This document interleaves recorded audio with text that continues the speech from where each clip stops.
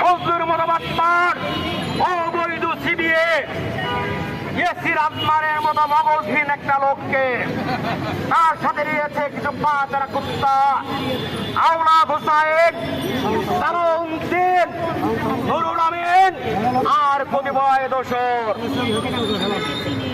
আমরা স্পষ্ট ভাষায় বলতে চাই, আমরা কিন্তু এখানে দাঁড়িয়েছি অধিকার আদায়ের জন্য, জীবনের মায়া কিন্তু ত্যাগ করে এসেছি।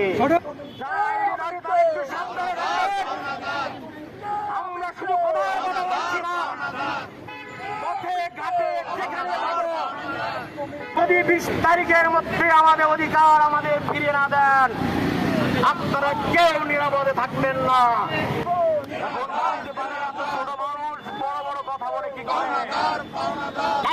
মাথা পর্যন্ত পুরোটাই আমাদের কলিজা, কারণ আমরা অন্যায়ের বিপক্ষে অবস্থান করেছি, ন্যায়ের পক্ষে অবস্থান নিয়েছি।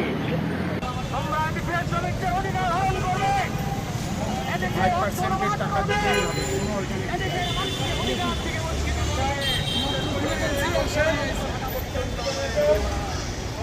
কতিপয় ম্যানেজমেন্ট উদ্দেশ্য করে বলছি, তোমরা যেটা খেলেছ নোংরা খেলা, খেলাটা বন্ধ করো। মানুষ জানিও যদি মনে মানুষ হবে না, তোমাদের বিবেক পচে গেছে।